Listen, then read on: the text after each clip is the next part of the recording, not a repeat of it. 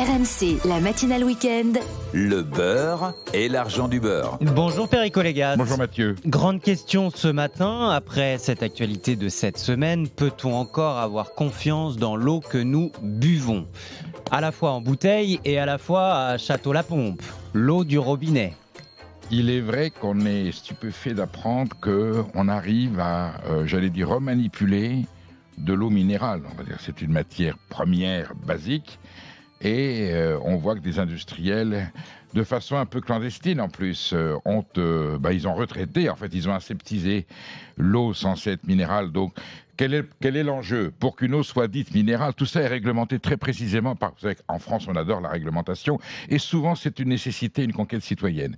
Donc, il y a deux eaux de type minéral. Il y a l'eau de source, qui est quand même une eau minérale, mais avec moins de propriétés minérales proprement dites.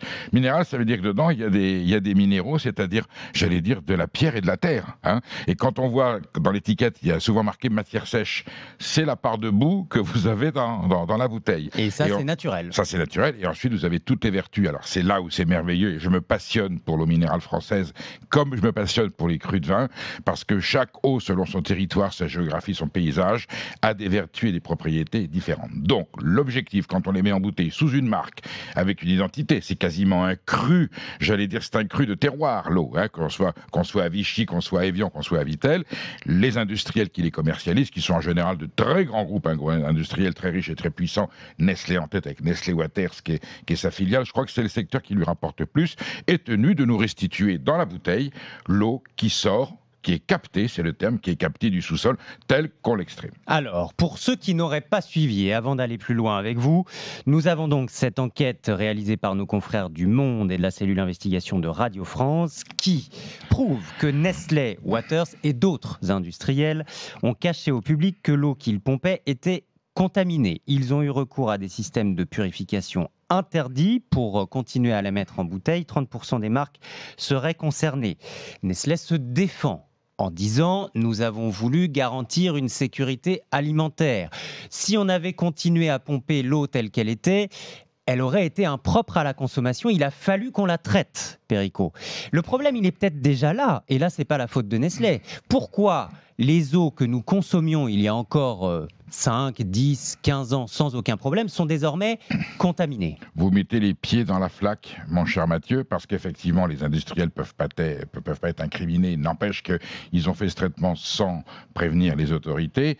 Et s'il y a traitement de l'eau, elle n'est plus dite minérale. Le fromage au lait cru, si vous chauffez le lait, vous le pasteurisez, vous le thermisez. C'est un grand débat qu'on a eu en France avec le camembert. C'est plus du camembert au lait cru, c'est plus un fromage d'appellation. Et là, l'eau perdrait son statut. Qu'est-ce qui s'est passé ? C'est un phénomène naturel que tout le monde va comprendre. La sécheresse est en train de porter sur, la géologie des régions où il y a des nappes phréatiques à eau minérale.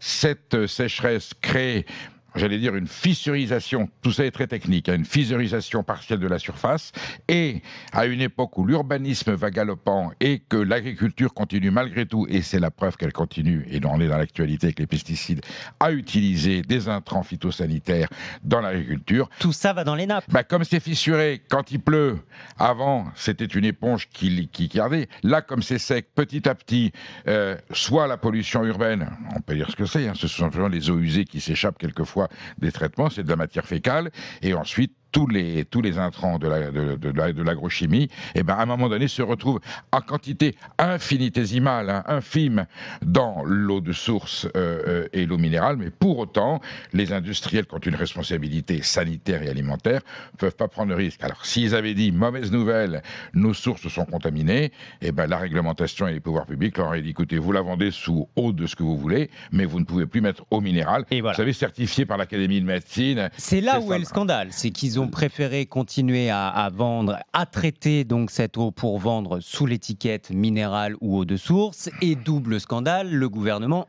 était au courant, en particulier le cabinet d'Elisabeth Borne. Oui, Mathieu, à ce paradoxe moral près que le fait de le traiter ne retire pas la minéralité. C'est vraiment un jeu. Je laisse une question de principe. Quand on dit d'ailleurs les traitements sont interdits, ils sont interdits pour pouvoir continuer à appeler ça eau minérale. Ils ne sont pas interdits parce que dangereux pour la santé. Au contraire, ils sont de meilleurs pour la santé et ça ne retire rien jusqu'à nouvel ordre des vertus et des propriétés minérales d'une eau. Mais en même temps, c'est un traitement. Alors, c'est de l'ultraviolet, ça peut être un passage sur des filtres à charbon, de la ionisation que l'on fait aussi pour d'autres aliments. Mais c'est vrai que l'image de l'eau pure qui sort de la roche française, cette eau d'Évian qui a traversé les Alpes avec ce que vous vivez, elle a mis 1000 ans ou 2000 ans pour traverser. Quand on va dans ces bassins, qu'on voit des paysages, une nature propre, et on se dit, bon, c'est vraiment l'eau minérale, c'est la Et c'est pour ça que le consommateur est prêt à payer aussi, parce que c'est plus cher. Elle a raison, Anaïs Castagna. Bien sûr, et il y a des eaux qui sont un petit peu chères. En plus, il y en a certaines qui sont plus gastronomiques que d'autres dans des beaux restaurants avec des belles bouteilles en verre. Donc, ça a un prix. 480 milliards de litres cette année consommés d'eau en bouteille, 30% de plus en 10 ans. J'allais dire que c'est un patrimoine, est-ce qu'on peut dire alimentaire? Oui, c'est un patrimoine alimentaire qui participe des gloires de la France. Alors, voilà. Donc, il ne faut pas l'abîmer. Mais est-ce qu'il faut parce que beaucoup nous écoutent et se disent, je vais arrêter d'acheter de l'eau en bouteille et je vais peut-être passer sur l'eau en robinet. On va y revenir dans un instant, mais il y a cette deuxième inquiétude, Anaïs. En plus de ce scandale dont on vient de parler, on a appris il y a 3 semaines maintenant, via une autre étude, que l'eau en bouteille était pleine de nanoplastiques. Ouais, des chercheurs américains ont pris des bouteilles d'eau de 3 marques populaires vendues au supermarché pour analyser leur contenu et ils ont révélé la présence de 240 000 particules de plastique par litre en moyenne. C'est 100 fois plus que les précédentes estimations. 90% étaient des nanoplastiques mesurant moins d'1 micromètre, c'est-à-dire des particules si petites qu'elles peuvent entrer dans la circulation sanguine et être distribuées dans les organes, y compris le cerveau. Pour l'heure, les risques sanitaires restent inconnus, mais les chercheurs encouragent celles et ceux qui sont inquiets à boire davantage d'eau du robinet en sachant que c'est pas non plus la solution parfaite puisque l'eau du robinet elle contient aussi des microplastiques. Alors, est-ce et des qu'il vaut résidus mieux de médicaments. L'eau en bouteille ou l'eau du robinet?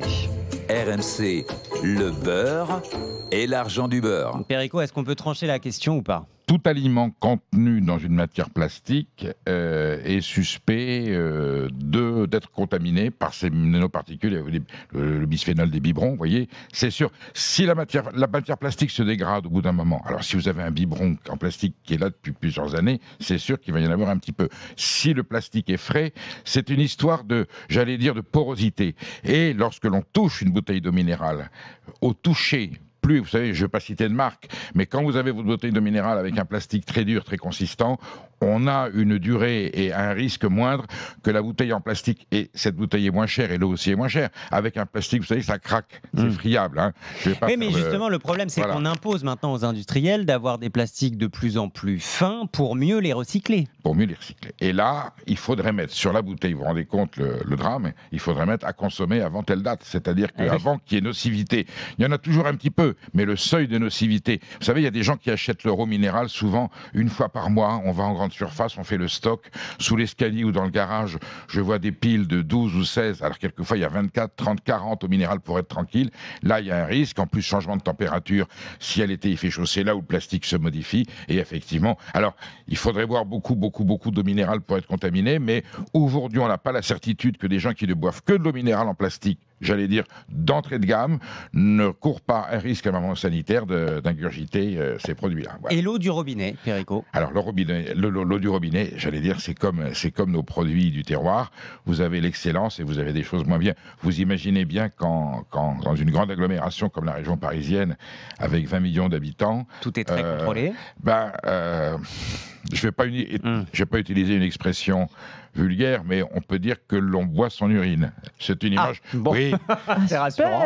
Ouais. Inévitablement, puisque, mais le traitement des eaux usées, et il y a de grandes centrales et on voit, c'est aujourd'hui une technologie absolument exemplaire, particulièrement performante, et les pouvoirs publics et les communautés territoriales responsables ne prendraient pas le moindre risque. N'empêche, c'est de l'eau recyclée. Et quand on dit c'est l'eau de la Seine, quand on voit la Seine, on a pas... mais quand elle arrive dans votre robinet, alors je vais vous dire, le contraire, elle est tellement tellement chlorée ou elle est tellement traitée qu'elle ne peut pas être dangereuse sur le point bactérien, elle peut peut-être être dangereuse par rapport à la dose de produits et d'intrants et d'adjuvants que l'on a mis pour la préserver. Elle est traitée avec les mêmes traitements qu'ont utilisé Nestlé d'ailleurs. Hein. Exactement. Alors en moins violent puisque la pollution n'est pas la même, alors qu'une eau qu'on recycle quand elle arrive de sa précédente fonction. Vous buvez quoi, vous, Perico ? Moi, je ne bois plus jamais d'eau du robinet. C'est un tort, je le reconnais, parce qu'il y a une hiérarchie dans les eaux du robinet. Vous imaginez bien que dans la géographie française, vous avez des eaux du robinet qui viennent souvent, qui sont des eaux de source, des nappes phréatiques. À Vittel, vous avez deux sources. Grande source qui est celle que nous buvons dans la bouteille de Vittel, et bonne source, c'est ce que boivent les habitants de Vittel. Ils boivent de l'eau de Vittel au robinet qui est traitée par la mairie. Donc vous avez des qualités d'eau en France formidables. À un moment donné, c'était celle de Cannes, dans les Alpes-Maritimes, qui était considérée. Si l'eau vient de la source phréatique tout de suite, immédiatement, traitée par une société quand même genre Veolia, mais vous pouvez avoir une eau très pure, et puis dans les grandes agglomérations, elle va être plus ou moins traitée. Elle est pas mauvaise.